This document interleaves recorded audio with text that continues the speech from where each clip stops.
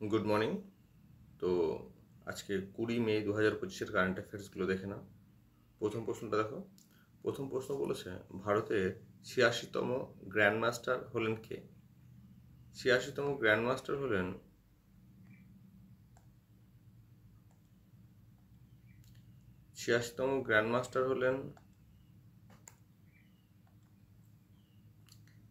এল আর শ্রীহরি হলেন 86তম গ্র্যান্ডমাস্টার।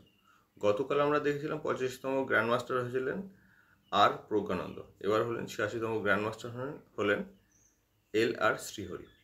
তো এনার সম্পর্কে একটু দেখে নাও। বলছে ভারতের 86তম গ্র্যান্ডমাস্টার হলেন এল আর শ্রীহরি। তিনি চেন্নাইয়ের একজন লোক, তার বয়স হচ্ছে 19 বছর। চেন্নাইয়ের একজন 19 বছরের দাবার। ভারতের এই পর্যন্ত মোট 86 জন গ্র্যান্ডমাস্টার হয়েছেন।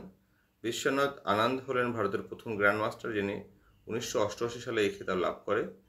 ভারতের প্রথম মহিলা গ্র্যান্ডমাস্টার হলেন বিজয়লক্ষ্মী। তিনি 2001 সালে এই কৃতিত্ব অর্জন করেন। পরের প্রশ্ন দেখো। বলছে দিল্লি ন্যাশনাল ল ইউনিভার্সিটি এর একজন বিশিষ্ট অধ্যাপক হিসাবে নিযুক্ত হয়েছেন ভারতের প্রাক্তন প্রধান বিচারপতি। তিনি হলেন, দেখো এখানে যে কজন নাম আছে সবাই কিন্তু ভারতের প্রাক্তন প্রধান বিচারপতি। সঞ্জীব খান্না এই রিসেন্ট তিনি প্রাক্তন হলেন, এনার জায়গায় এসছেন গাভাই। এছাড়া আছে DY চন্দ্রচূড়, সুধীর রঞ্জন দাস। ইনি হলেন প্রথম বাঙালি প্রধান বিচারপতি। সুধীর রঞ্জন দাস প্রথম বাঙালি প্রধান বিচারপতি। YV চন্দ্রচূড়, ইনি হচ্ছেন DY চন্দ্রচূড়ের বাবা। এই কোশ্চেনটার অ্যান্সার হচ্ছে দিল্লির ল ইউনিভার্সিটির প্রথম একজন বিশিষ্ট অধ্যাপক নিযুক্ত হলেন, এটা হলেন DY চন্দ্রচূড়। এনার সম্পর্কে একটু জেনে নিই। DY চন্দ্রচূড় ধনঞ্জয় যশবন্ত চন্দ্রচূড়, যিনি DY চন্দ্রচূড় নামেই অধিক পরিচিত, হলেন একজন ভারতীয় বিচারক। তিনি 9ই নভেম্বর 2022 থেকে 10ই নভেম্বর 2024 পর্যন্ত ভারতের 50তম প্রধান বিচারপতি হিসাবে দায়িত্ব পালন করেছিলেন। তার বাবা যশবন্ত বিষ্ণু চন্দ্রচূড় ভারতের 16তম প্রধান বিচারপতি ছিলেন। তিনি ভারতের ইতিহাসে দীর্ঘমেয়াদী সময় ধরে প্রধান বিচারপতি হিসাবে দায়িত্ব পালন করেছেন যশবন্ত বিষ্ণু চন্দ্রচূড়। এবার 2019 সালে অযোধ্যা মামলার যে রায়, সেটাই চন্দ্রচূড়ের হাতেই এসছিল, এবং যে জম্মু কাশ্মীরের বিশেষ মর্যাদা বাতিল 370 হাঁটানো হয়েছিল, সেটাও কিন্তু তাই এই ডিসিশনটাও কিন্তু DY চন্দ্রচূড় স্যার দিয়েছিলেন। ওকে, পরের প্রশ্ন বলছি 2025 CCI বিলিয়ার্ডস ক্লাসিক্স টাইটেল জিতলেন কে? এটা জিতলেন কি ভারতের পঙ্কজ আদবানি। পঙ্কজ আদবানি সম্পর্কে একটু জেনে নাও। দেখো, পঙ্কজ আদবানি একজন ভারতের বিলিয়ার্ডস এবং পেশাদার স্নুকার খেলোয়াড়। তিনি বিলিয়ার্ডস এবং স্নুকার উভয় ক্ষেত্রে বিশ্বের অন্যতম সফল খেলোয়াড় হিসাবে বিবেচিত। তাকে প্রায় ভারতের প্রিন্স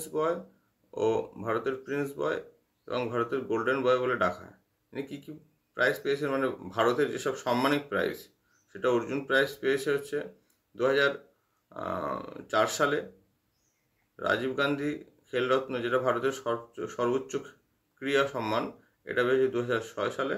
পদ্মশ্রী পেয়েছে 2009 সালে এবং পদ্মভূষণ পেয়েছে 2018 সালে। পরের প্রশ্ন দেখো। বলছে অঙ্কিতা নামে রাজ্যের প্রথম AI নিউজ অ্যাঙ্কার উন্মোচন করলেন কোন রাজ্য? এটা করলো আসাম। আসামের CM, এটা হচ্ছে CM আছে। CM মুখ্যমন্ত্রী হচ্ছেন কে? হেমন্ত বিশ্ব শর্মা, এবং গভর্নর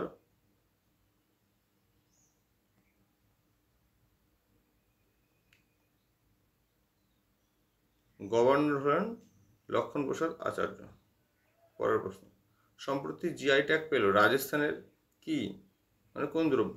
এটা হচ্ছে সাংগড়ি বিন সবজি একটা। দেখো এখানে যে কটা নাম আছে সবই কিন্তু GI ট্যাগ প্রাপ্ত বস্তু। এর মধ্যে দার্জিলিং চা আছে, যেটা হচ্ছে প্রথম GI ট্যাগ পেয়েছিল। ওকে, পরের প্রশ্ন, একটু জেনে নাও GI ট্যাগ। GI ট্যাগের ফুল ফর্ম হচ্ছে জিওগ্রাফিক্যাল ইন্ডিকেশন। বর্তমানে ভারতে প্রায় 605টি জিআই ট্যাগযুক্ত পণ্য আছে। বাণিজ্য ও শিল্প মন্ত্রণালয় 2030 সালের মধ্যে এই সংখ্যা 10,000 এ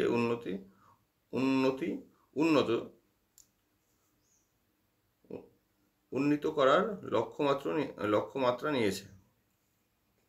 এই ট্যাগগুলি বিভিন্ন প্রকার পণ্যের জন্য, যেমন খাদ্য, শিল্প, কৃষি এবং হস্তশিল্প ইত্যাদি ক্ষেত্রে পণ্যে দেওয়া হয় এই জিআই ট্যাগ। ভারতে প্রথম জিআই ট্যাগ প্রাপ্ত পণ্য হলো দার্জিলিং চা। এবার দেখো পশ্চিমবঙ্গের বর্তমান জিআই ট্যাগ প্রাপ্ত দ্রব্যের সংখ্যা 36। সম্প্রতি মানে এপ্রিল মাসে 2025 তথ্য অনুযায়ী আরও 7টি নতুন পণ্য জিআই ট্যাগ পেয়েছে, যার ফলে রাজ্যের মোট জিআই ট্যাগ প্রাপ্ত পণ্যের সংখ্যা দাঁড়িয়েছে 33। দেখো এখানে একটু সমস্যা আছে, 33 আবার এখানে 36 বললাম, যে কোনো কিছু সূত্রে উইকিপিডিয়া অনুযায়ী এটা 36, আবার কোনো সূত্র বলছে 33, এই নিয়ে সমস্যা আছে। এই 7টি জিআই ট্যাগ প্রাপ্ত পণ্য হলো, মানে নতুন যে 7টি জিআই ট্যাগ প্রাপ্ত পণ্য হয়েছে সেগুলো হচ্ছে নলেন গুড়ের সন্দেশ, মুর্শিদাবাদের ছানা বড়া, বিষ্ণুপুরের মতিচুরের লাড্ডু, কামরাপুরের সাদা বোঁদে, মালদার নিস্তারি সিল্ক সুতা, রাঁধুনি পাগল চাল, বারুইপুরের পেয়ারা। পরের প্রশ্নটা দেখো, বলছি ইন্টারনেট এবং মোবাইল অ্যাসোসিয়েশন অফ ইন্ডিয়া এর নতুন চেয়ারম্যান কে হলেন? এর নতুন চেয়ারম্যান হলেন এম.এন. শ্রীনিবাসু।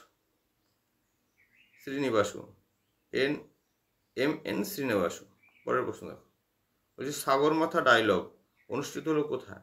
এটা হলো নেপালে। সাগরমাথা ডায়লগটা অনুষ্ঠিত হলো নেপালে। এটা কি একটু জেনে নিন।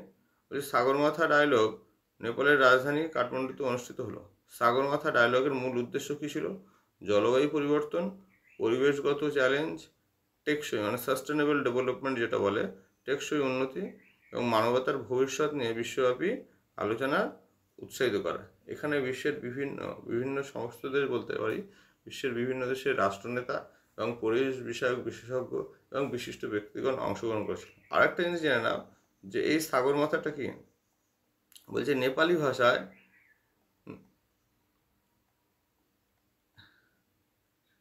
নেপালে মাউন্ট এভারেস্টের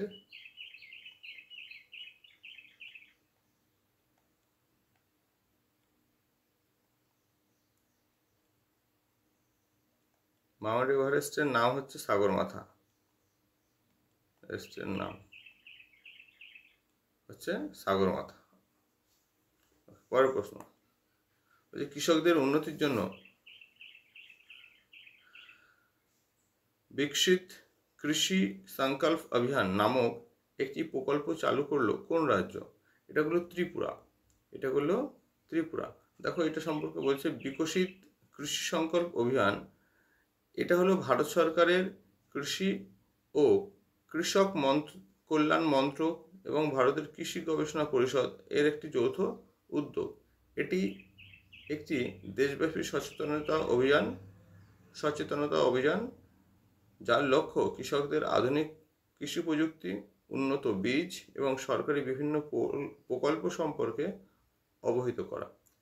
এই অভিযানের মূল উদ্দেশ্য হল কৃষকদের আয় বৃদ্ধি, কৃষি উৎপাদনশীলতা বাড়ানো এবং ভারতের খাদ্য নিরাপত্তা সুনিশ্চিত করা। ওকে, এবার দেখি এটা হচ্ছে ভারত সরকারের একটা প্রকল্প, একটা ইনিশিয়েটিভ, কিন্তু এটা গ্রহণ করলো ভারত সরকারের, কেন্দ্র সরকারের যে কোনো ইনিশিয়েটিভস যেটা কেন্দ্র সরকার গ্রহণ করে সেটা কিন্তু এক্সিকিউট করা হয় রাজ্য সরকারের হাত ধরে। ঠিক আছে, পরে দেখো বলছে কোন রাজ্য সরকার ভারতে প্রথম ভিস্টাডাম জঙ্গল সাফারি ট্রেন চালু করেছে? এটা করেছে কি উত্তরপ্রদেশ। ভারতের প্রথম ভিস্টাডাম জঙ্গল সাফারি ট্রেন চালু করেছে উত্তরপ্রদেশ সরকার। এটি কাতারানিয়া ঘাট বন্যপ্রাণী অভয়ারণ্যকে দুধুয়া টাইগার রিজার্ভের সঙ্গে সংযুক্ত করেছে। উত্তরপ্রদেশের মুখ্যমন্ত্রীকে যোগী আদিত্যনাথ, রাজ্যপাল আনন্দীবেন প্যাটেল। এই ছিল আজকের 10টা কারেন্ট অ্যাফেয়ার্স।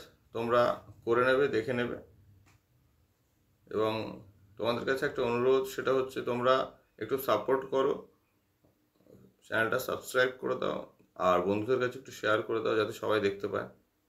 Thank you. পড়াশোনা করতে থাকো, সামনে এনটিপিসি এক্সাম, সবাই খুব বেশি করে জিকে পড়ো, খুব বেশি করে জিকে পড়ো। জিকে এনটিপিসি সবথেকে ইম্পর্টেন্ট একটা পার্ট। জিকেতে ম্যাথ, এনটিপিসিতে ম্যাথ যা দেয় মোটামুটি সহজই দেয়, জিকেটায় প্রবলেম করে দেয়। জিকেটা অনেক পরিমাণে পড়তে হয়, হিউজ একটা সিলেবাস থেকে জিকে আসে। থ্যাংক ইউ, ভালো থেকো।